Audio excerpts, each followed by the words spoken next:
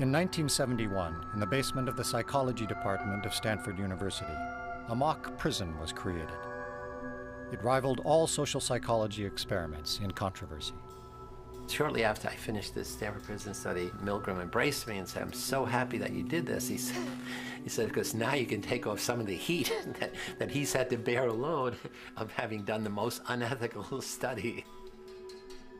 Although this experiment is over 30 years old, its enduring power has been underscored by the events at Abu Ghraib. When we got to Abu Ghraib, it was eerie. People were being told to rough up Iraqis that wouldn't cooperate. I mean, they're torturing, they're abusing detainees. You're looking at the situation thinking, they've condoned this, but why? And if it wouldn't have been for those photos, no one would have ever believed what was going on over there.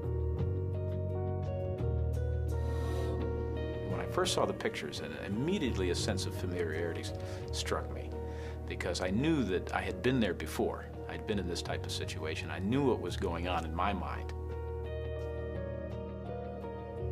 The photographs were strikingly familiar to the photographs that we had taken, many of the photographs I had taken in the prison study.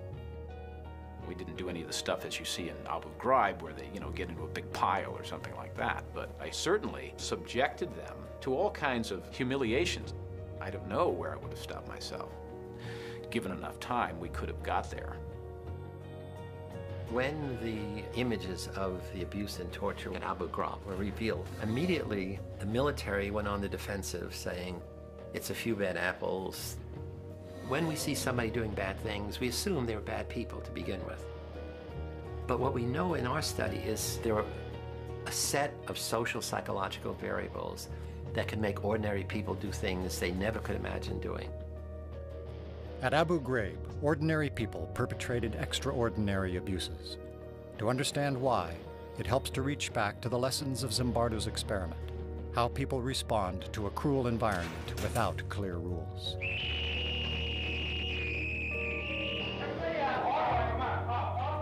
I think he and everybody else who came down into that situation got caught up into that situation. And the sense that this was an experiment, that began to fade away. It became just life. We frankly didn't anticipate what was going to happen. And we tried to really test the power of the environment to change and transform otherwise normal people, much as Milgram had changed or transformed otherwise normal people in an obedience situation. We wanted to do it in a prison-like situation. Over 70 men volunteered for Zimbardo's experiment. And they completed a battery of psychological tests. We picked 24 who were the most normal and most healthy.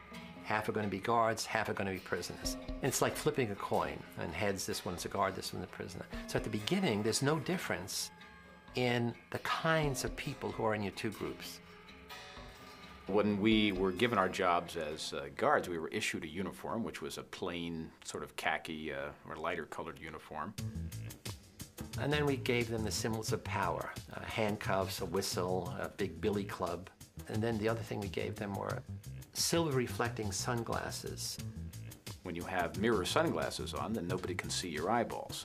I think that anytime you put on what essentially is a mask, and you mask your identity, then it allows you to behave in ways that you would not behave if you didn't have the mask on.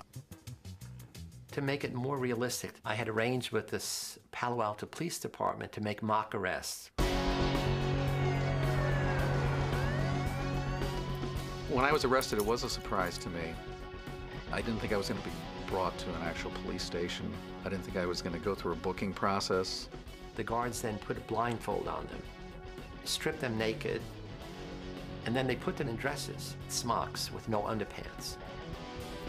Each had a number that replaced their name. They had to know the number, and they could only be referred to by that number. And they had a chain on one foot, which was put there to remind them at all times of their loss of freedom.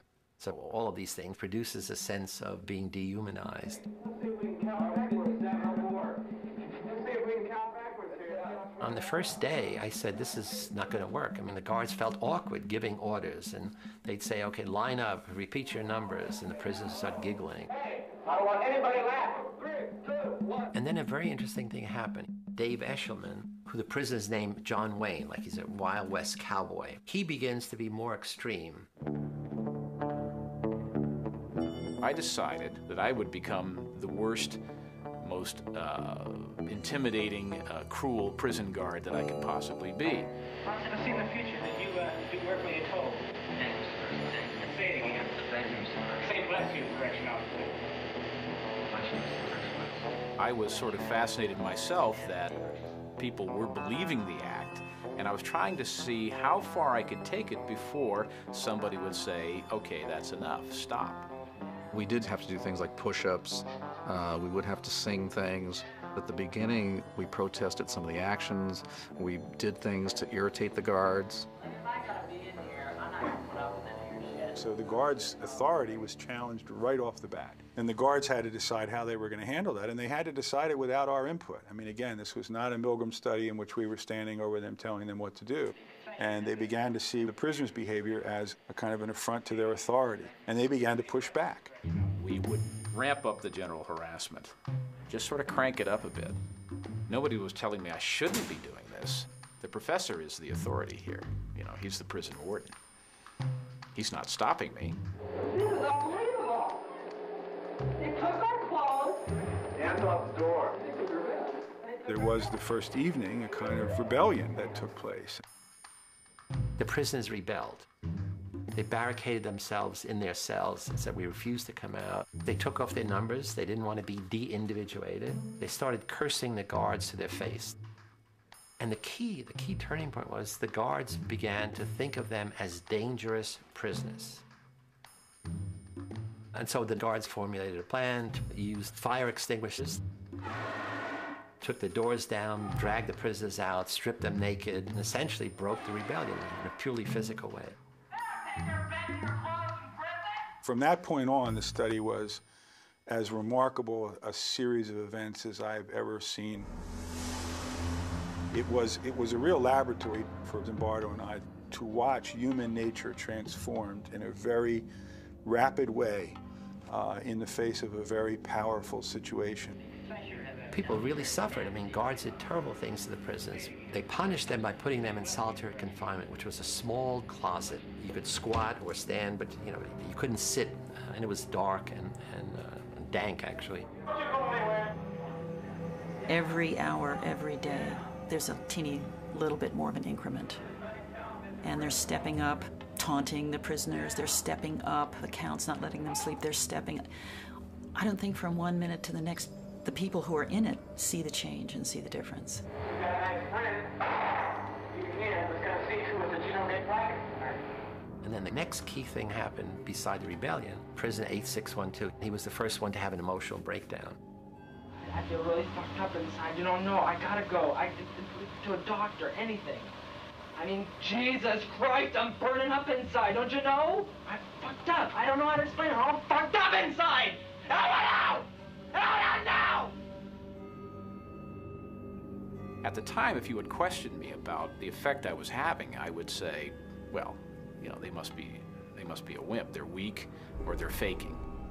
Because I wouldn't have believed that what I was doing could actually cause somebody to have a nervous breakdown. It was just us sort of getting our jollies with it. Let's be like puppeteers here. Let's make these people do things. What if I told you to get down on that floor and fuck the floor? What would you do then? The guards now began to escalate their use of power. Some of them had prisoners clean out toilet bowls with their bare hands. They now taunt, humiliate, degrade the prisoners in front of each other, and they exert arbitrary control over the prisoners. They keep thinking of more and more unusual things to do. And very soon after the fourth day, things begin to turn sexual. You be the bride of Frankenstein, and you be Frankenstein. I want you to walk over here like Frankenstein and say that you love the true man. If you want to fully sort of humiliate somebody, then you want to get them in those things where their biggest fears are. And a lot of us have a lot of sexual hang-ups, and so that was part of that effort to humiliate them even further. Get up, Lord. I love you, true man. I love you, Jordan. You smile, Jordan, please. You get down here and do 10 push-ups. The guards knew that had the coin come up heads rather than tails, they would have had the dress on rather than the uniform on. They knew that. So they certainly knew that the prisoners who were being mistreated had done nothing wrong to deserve the mistreatment. And yet the roles themselves were so powerful and the environment itself was so powerful that they ended up punishing those prisoners as though they had done something wrong. Prisoner 819 did a bad thing. We were told to chant something about how he was a bad prisoner. And at the time I went along with it, I'm thinking, what does this matter? We don't believe this, but we can go along and chant it. Because of what prisoner 819 did, myself is the best. Because of what prisoner 819 did, myself is the best. That night, he had a breakdown. Every day after that, another prisoner broke down in a similar way. Broke down, I mean, extreme stress reaction. We released another one on Tuesday, Wednesday, Thursday. Nobody who was in that study could deny that the prisoner breakdowns were genuine. They were scary to see. They were upsetting to us. They were unexpected, but they were very clearly the real thing.